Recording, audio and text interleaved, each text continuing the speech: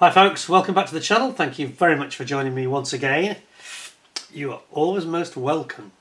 Well, today, latest kit from ICM, latest release. It's the JU88 WW2 but captured version in either USAAF or RAF Bomber Command colours. Something quite interesting. Now, it's not a new tool kit, but it's an interesting twist and it's got some interesting markings. It looks most peculiar with the American markings. Mainly because of the yellow parts of it. It looks very curious to me. But yeah, a very interesting one indeed. I thought we'd take a look at it. 48 scale, of course. Kit number 48227. Now then, we have got a full description on the side which says the JU88 bomber captured and operated by the USAAF and RAF pilots. Looks like it's over the Mediterranean to me. Build options include both JU88A4 and the JU88A5 variants. Precisely detailed fuselage and tail assembly with accurate structure and geometry. Authentic USAAF and RAF marking decals for the captured JU88. How interesting. Let me put my light on, just get a little bit more light in. There we go. Illuminate myself. Look at that. Wow. So yeah, interesting. On the side, you get, zoom you in for this, really rather nice. Again, very kind of it's almost like they always did this thing where they would have a yellow underside, of course, like a prototype when it was a captured aircraft on the RAF side. And it seems as though the Americans adopted something very, very similar, because they have also got yellow, as you can see, but it's got like an RAF tail. Very curious, the setup. It's almost like perhaps it was on an RAF base or something. Interesting, but all will be revealed. So, got a kit here that's, I say it's not new tool, but it is a nice kit. We've had other variants of it, like the Tank Buster, in the last 12 months. I think it's retailing this for around about the £40–45 mark-ish. Don't hold me to that. This price is a movable feast, as I've said before, and it can vary a lot. Let's have a look inside. Now, this kit will be appearing in my auction. I have to tell you, those of you that are looking forward to the auction, I did promise it was going to be at Easter. I may actually delay it because tape's gone there, already gone. I say I may delay it because I know something is coming next month which I would like to include in the auction, which is very germane because we're trying to raise money for some Ukraine charities. Also give me a little bit longer to prepare for it as well, but there is something particularly I'd like to have in the auction which will arrive next month, so I think we might just put it back. We'll see anyway. I'll let people know. It's going to happen though, make no mistake. There's going to be if I delay it till next month, there'll be a lot more goodies in it, I can promise you. A lot more. Right, now then, top off. Another couple of items from ICM over there. I'm going to talk about those later. He says. I'll tell you very briefly about them now. We'll look at those another day, but we've got Dragon's Teeth obstacles from the battlefield, and we've got in 35th scale, and then in 72nd scale we've got Marston mat, the matting for the American Air Force US World War II landing mats. Very interesting. We'll look at those another day. Let's have a look at the Junkers then. Oh yeah, there's plenty of plastic in here. Did it say how many parts there were? 271 parts, which is, yeah, it's not bad at all, is it?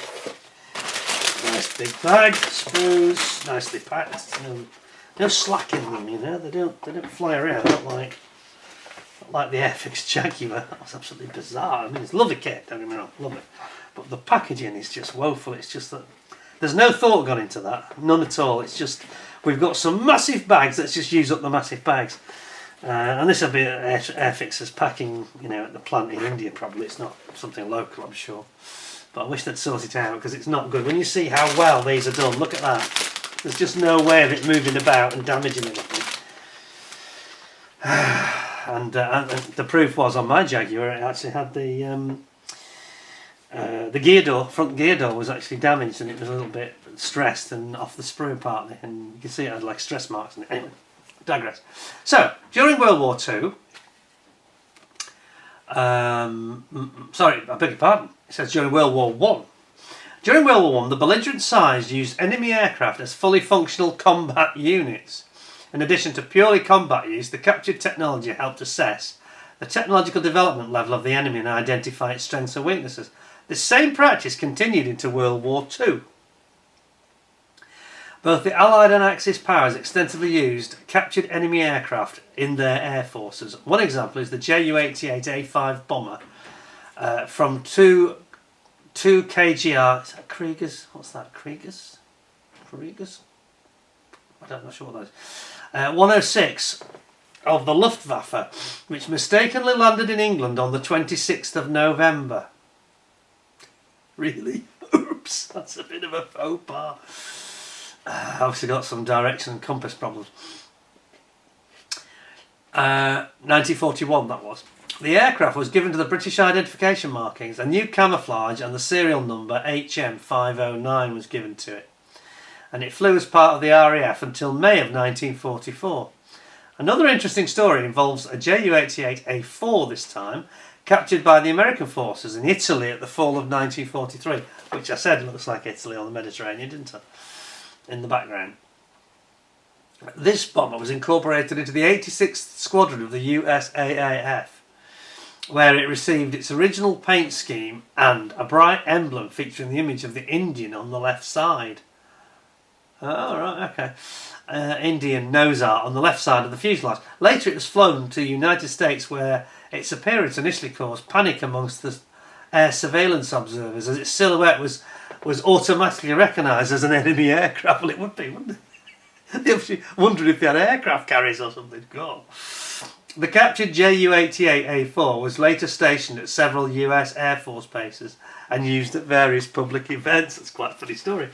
It didn't get shot down, isn't it? God. Right, okay, let's have a look then. I think this is going to be quite good. It's interesting to have, interesting stories with these aircraft, isn't it? So we've got our decals. Decals. How's the colours today? Yeah, they seem all right. They seem. I'm not sure it's ICM's best ever, but don't look too problematical. These look okay.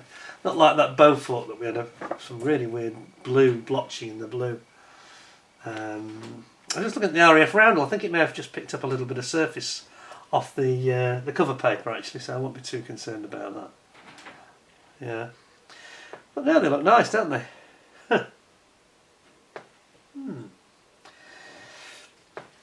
I still find it interesting that the Americans chose to go with this on their tail when it wasn't as I suspected handed to them by the RAF. So that's odd. And then what does it say? Yeah, well, there's the Indian. Yeah, can we see that? Huh. Yeah. Excellent. What's that one say? I'm struggling with my eyesight. Hang on a second. Let me just get the big glasses out for this. Hold on a tick. You've probably seen it easily with that lens, but I can't. Oh, we've got an owl. Was it an owl? No, it's an eagle of some description. The command show is the Indian. The command show. And then we've got what looks like... it looks a bit like the owl from Clash of the Titans, actually. But it's not. Harry Hamlin's owl. Do you remember that?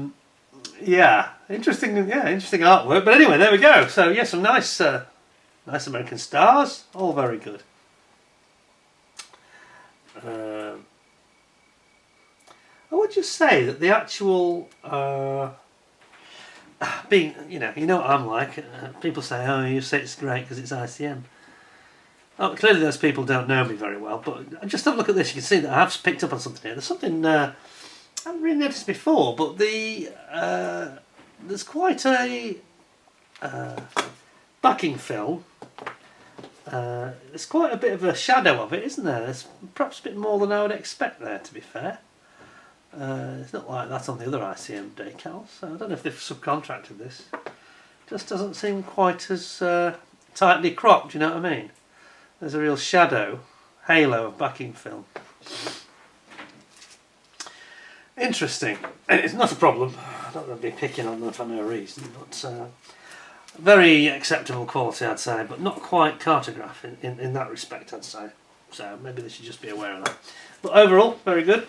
And let's have a look at the instructions. We'll just blast through them, I think, because we have seen the JU88 before.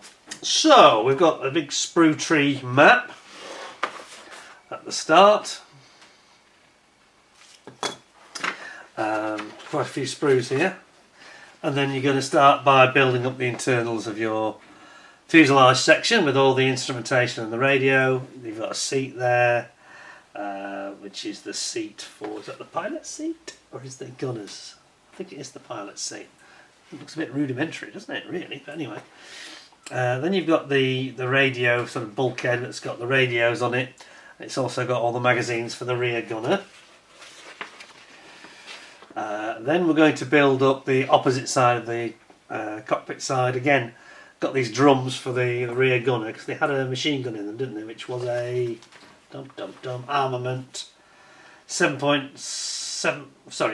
of 7.92mm machine guns, which was an MG34, I think, if I'm not mistaken. Yes. And yeah, putting that in together and then bringing the two fuselage halves together, having built your tail wheel, which I sort of glossed over, talking about machine guns. There you go, tail wheel assembly.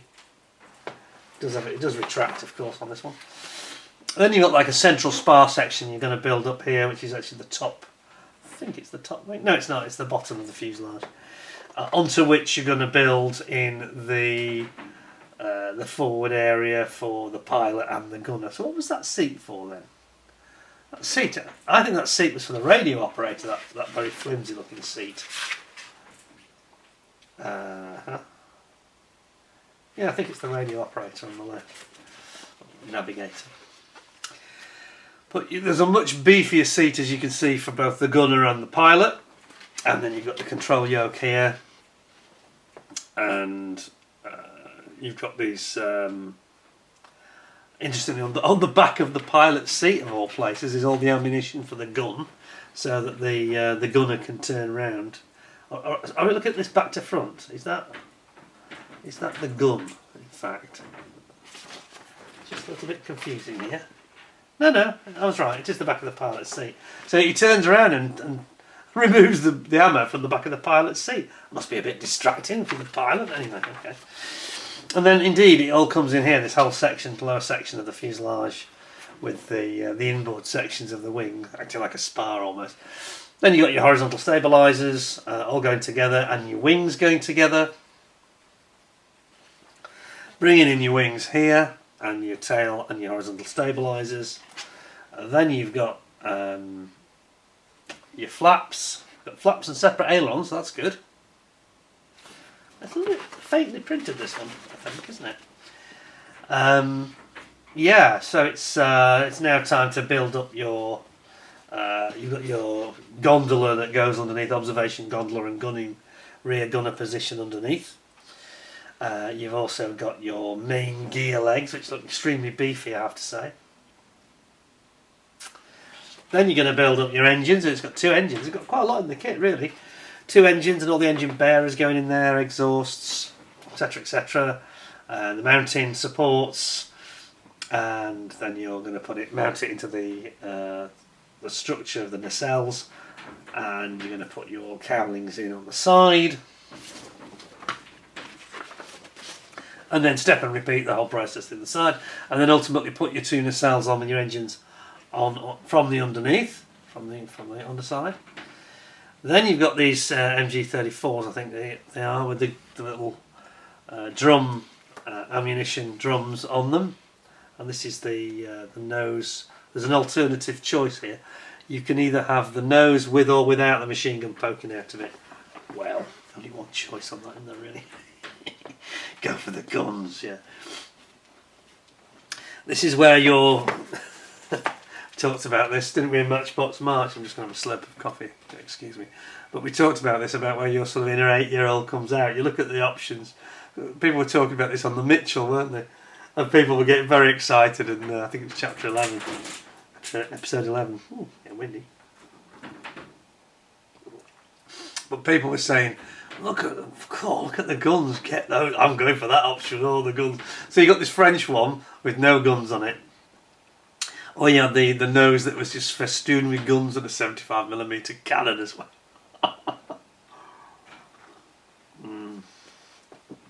Absolutely incredible. Right, so we've got those engines in then, and you've now put your gun glass nose in with a little gun ring in it. Then we've got our propeller and spinner going on. putting on your main canopy. There's quite a lot in this kit. It's good detail, I think. See what the plastic's like. Then we have got our gondola for underneath, where you've got a choice of, is that a choice of position or choice of different types of glass? Yeah, there's two designs actually there. That's interesting. Can you see that? Bring it a bit closer. There's two choices of the rearward facing gun and the lower gondola. Interesting, very interesting. So maybe that spare seat was for the gunner actually, when he's not down in the gun position in the gondola. Then you've got your, it's going to carry bombs with the look of it. Is that right? Yeah, it's got, oh yeah, it carries external bombs. It's got an external bomb load. That's very cool. Let's just see it back a bit. How's that? That's alright, isn't it? Lots of bombs. I think they are probably £500 bombs, I think. Undercarriage going in, putting your bombs on the little pylons there. You've got your rear gear doors for the tail wheel. Main gear doors going on here. And then you've got your rearward gun position with two. It's up to the teeth, isn't it, really? I didn't realise this, actually, that they had so many guns on them. Two guns facing rearward. And again, there is an option. There's two different types. There's an option here. There's either one solid piece of glass or one that's split down the middle. Well, I think you know which one I'd choose. I don't like joining canopies and glasswork that's split down the middle ever. And there it is. There's two different versions. Well, I go for the solid one myself. Anyway, there you go. And then that's it. That's your looks like that's your Junkers is built up. Now that was for the RAF version and the A5, the later A5. Now the American version got a few differences here. Including what looks like almost an extraction fan. I'm sure the experts amongst you may know more than me here. It's got like an extraction fan on the top. Interestingly, is that actually an extraction fan? It looks like it. So that's a difference there in the fuselage. What did the first fuselage have? It's got me really interested now. I'm warming to this kit rapidly, I've got to say, because there's actually more to it than I was expecting. Yeah, the first one had like a blanking plate, and the second one has this like a fan that goes in. Put your seats, etc. in. One or two minor differences there at the front. Don't think this has got as many guns. The other steps seem to be pretty much the same. Well, they are the same. Can't see any significant difference there, to be honest. No. All the same, all the same.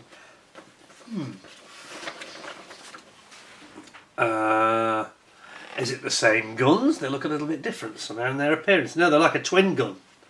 This is on the gondola, the lower gondola, like a twin gun. Ah, okay, that's interesting. So yeah, you need to just decide very carefully, I think, before you get into building this, which way you're going to go with it. Again, it's got the split window. Oh, I don't like this split window. You're going to watch it when you're gluing that. Be careful. Make sure you use some clear, microcrystal clear or glue and glaze, one of those products that's PVA based and won't leave an obvious glue mark, you know. And then then you finish it like that. So that's the American version. Then there's the British colour call out for the British version here. RAF Collie Western in 1942, and the American version, which has got it's quite intricate. There's quite a lot of different camo on it, and you see that a mile away, couldn't you? There's two different options. Why is that showing the camo different? You've got this tricky Italian squiggly markings. Any of you like David Mummery, who's done these on one of these Aeromakis, that quite a challenge actually, painting those. Didn't envy him doing that. But look very nice. And then you've got all these markings just showing you where they all go. And this was based at USAAF Foggia in Italy. Or is that? Sicily. So the Italians amongst you will know better than I. Okay, very, very nice. Well, I've got to say, there's a lot more than meets the eye with this. It's a bit more involved than I was expecting, actually. I was just thinking, I almost thought, oh, do I need to review this because I've done the tank buster already, but it's got quite a few differences. So, yes, I think I'm glad I've now opened it up. and it's certainly an interesting aircraft. And as I say, it will be going in my auction for Ukraine, this one. So, which may now be delayed till May, early May. Maybe I should do it at the bank holiday or something like that. Depends on when I get these other items coming through. Let's have a look at the plastic. I'm not going to spoil it for you what it is I'm waiting for next month. It's the Ukraine subject, and it's an interesting looking one. Right, now then, I'll do the usual trick of show this to the camera, how it came, so that I remember how it goes back, yeah, and put it back the right way. My new system worked well recently with that Leyland retriever. Managed to get it back in the bag without too much trouble. So, let's see if we can't do the same thing again here. So, starting with, some guns. This looks like a nice kit, this. I got it sort of, I thought I'd choose it for sort of novelty value because I thought you'd find it interesting, but we want it, we want to keep it. No, I'll let this go for your charity. Try and do some good. I'm struggling for space a little bit at the moment. And let's have a look at these then. So we've got our guns here, look at that. Those are nice, aren't they? Those are cool. Yes. Yeah. It's two more guns as well. Two different designs, I think, isn't there? Another different design here. Now, which is that? It's not the MG43, is it? There's definitely two different designs of gun there. That design, that design. The sleeve on the barrel looks different for starters. And the sort of breech area looks different as well. Yeah, very much so. Right, that's the first one. I'm just going to make some room here to get myself organised so I can have this easily put back. Alright, let's have a look then. JU88, here it comes. So, very nice nice detail here on this lower fuselage section. I didn't realise the gondola was offset. I've not actually made a JU88 ever, so maybe I should bid on it, you know. Over here you've got that bulkhead where all the radios are, that I mentioned. And where the gunner puts all his ammunition drums for his machine gun. Some very, very, very fine detail on the fuselage though. Yeah, panel lines are beautiful. ICM do this so well. The only thing I don't like is, and I've said this I think on the Tank Buster version, they're very accurately and very cleanly moulded in the aerials underneath. Got to be careful with those though, because they'll be easily broken off, wouldn't they, when you're making the kit. Just got to be a bit gentle with it, I think. You can't go at it like a bull in a china shop, otherwise you might break those, I think. And you got horizontal stabilisers. Yeah, it's a lovely sprue. Other side of the fuselage here. Yeah, lovely detail, isn't it? Very, very finely. It's got that nice sort of satiny finish to it as well. Okay, so that's the first one, first big one. Then we've got the one which has all the props on it. Now I noticed that ICM, I'm not sure I like that. The way that they've moulded their propeller sprue gate contact point, not entirely convinced I like that positioning. I'd rather have it on the centre than what they've done there. Just means you need a little bit more clean-up. Not a deal breaker, but because it's probably still where the spinner would be. So actually I might be moaning about nothing. Where's the spinner? Yeah, you see the spinner there next to it. So yeah, it's pretty much where the spinner's going to cover it anyway. It's not going to be a big deal actually. I take that back. And then we've got our wheels and tyres.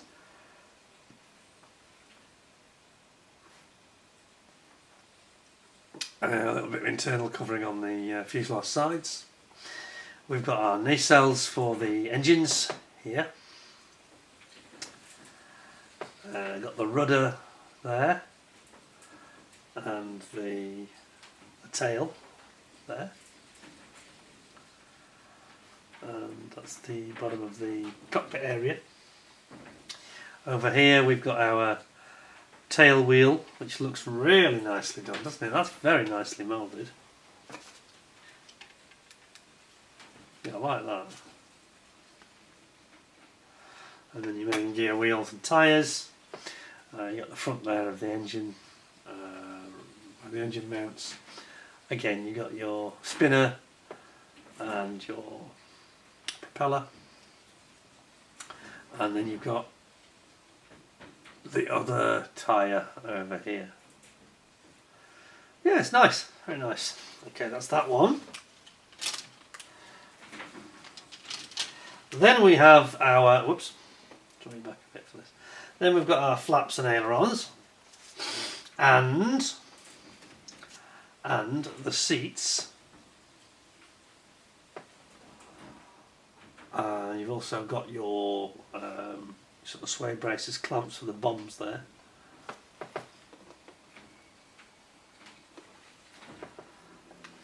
Here. Quite a lot of little aerials and things going on. It's quite a high part count, really, isn't it, for this type of aircraft? And you've got some of the components for the main gear. Then we have got, so there's two of these, so I'll ignore that one. We've got two of these, which is the engine sprue and the bomb sprue, because there's obviously a lot of duplication there. We've got some more machine guns. Plenty of guns, aren't there? How many guns has it got on this? Even on the sprues, there must be 12? Six. Yeah, it's at least 12. Gosh. And there's all your gun ammunition drums. And again, here you've got some sway braces for the bombs. And then the bombs themselves. We've actually got two different sizes. We've got £250 bomb and 500, well, it's probably kilos, 250 kilos and 500 kilos. And then you've got here your engine. I think it's a Daimler Benz, isn't it, on these? Did it say? I don't pay that much attention on the engine. No, it's UMO, sorry. 400 brake horsepower each. UMO engines. I think they're based on a Daimler Benz design. They look like a Daimler Benz. Then you get your sway the support braces for the actual engines themselves. There's your exhausts, and then all the ancillary gubbins and the wiring and cooling, etc. It's very nice, isn't it? Excellent, that. Then we have our clear parts, which we'll look at last. I'll come to that last. Then we have got the other one. There's an alternative set, because there's these two options. There's an alternative set here where you've got different propellers. And these propellers have got a little one less sprue contact point, so that's good. And then you've got different shape of spinner, I think, as well. They've got like an indentation in them. I don't think the others had. Did they? No, they were just smooth, but if you look very carefully, these have got like an indentation. A groove. Yeah. Yeah, you can see it there, can't you?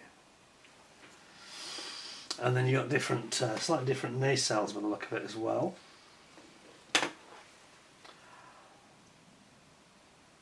And it's got a different rudder as well. The rudder's different. Oh, okay. And then there's this, like a fan that I mentioned, which it must be a fan, must be a cooling fan, mustn't it? Now, why would they need that, I wonder? Interesting.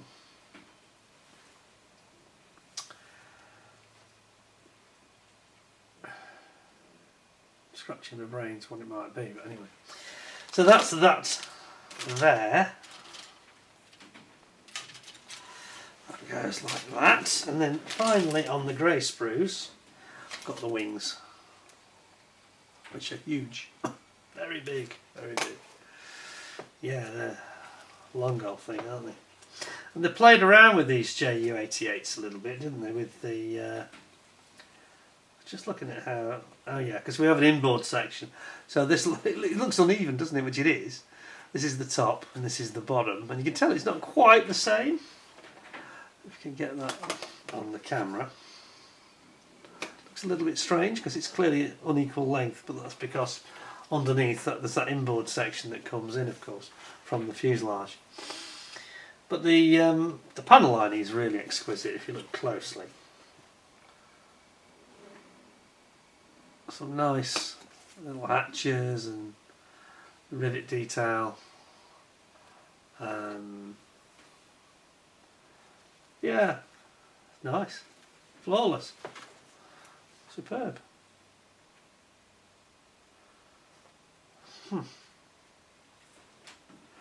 Like it a lot. And then finally we have our clear parts. Here they are.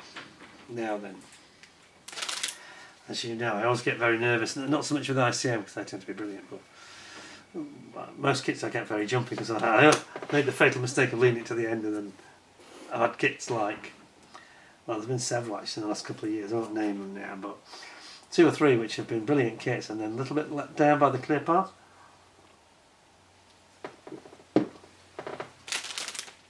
I doubt this will be one of them though, I doubt it. Let us have a look at it and see what we make of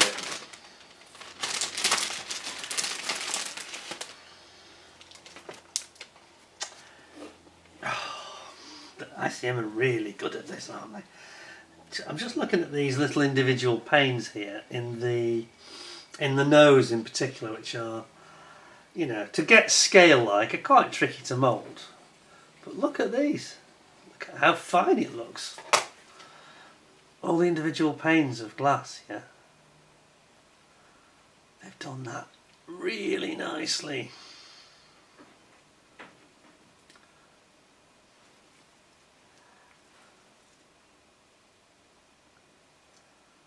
Huh. There's the main glass house. You're definitely going to need a mask set for this kit though.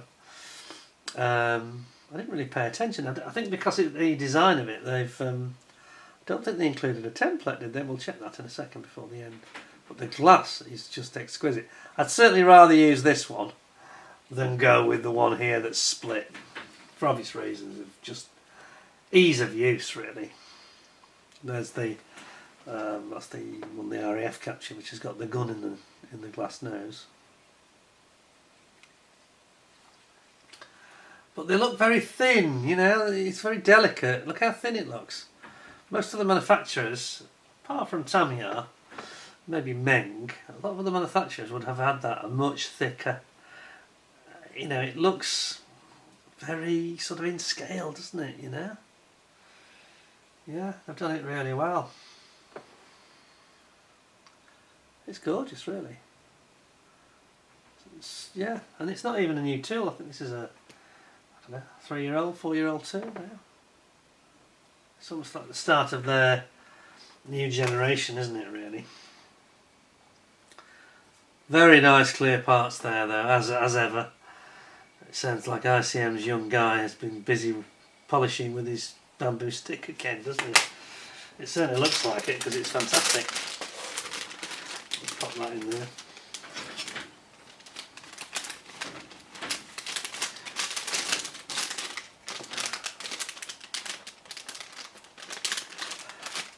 Beautiful, there we go.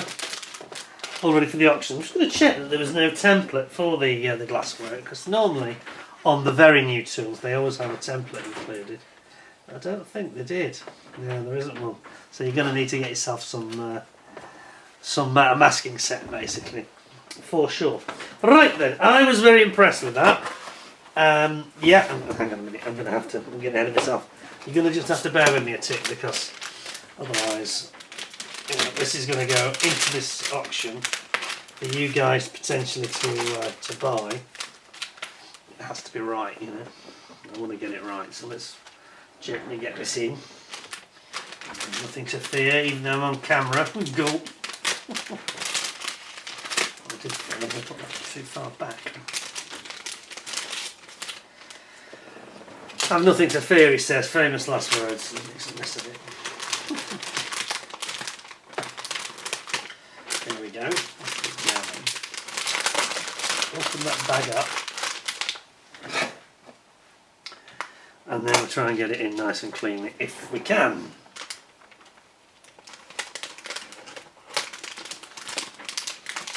There we go. Is it working? It is working. Perfect. There you go. Not missing at all. Where should I put that side or that side?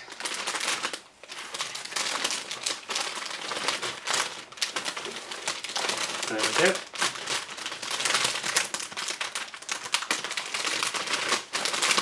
Resealed and ready for you. A lovely kit that, and more interesting than I thought it was going to be. There's kind of more to it than I was anticipating.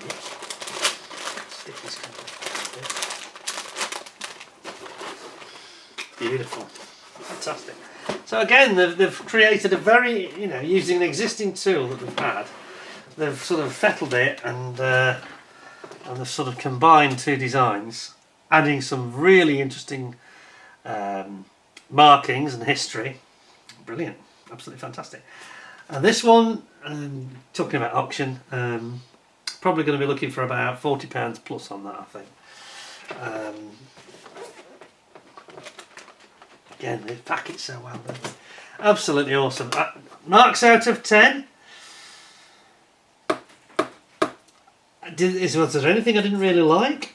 Was there anything I didn't really like? Apart from those connection points for the propellers, but I've been being picky to mark them down simply because it's not visible anyway, because it's covered by the bigger spinner, so I can't mark them down for that. Had it been further out, then I would have done. But no, those are very nice. Those are very nice. There was the sort of a little bit of shadow around the carrier film on the Decals.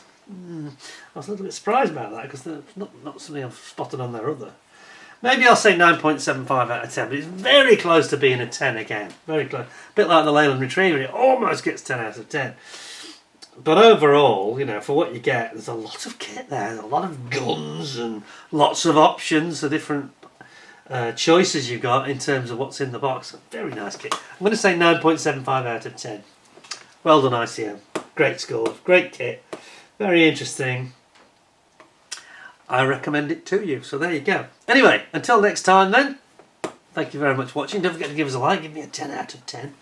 And I hope you thought it was interesting. And another really nice quality kit they've produced. And there is more coming soon.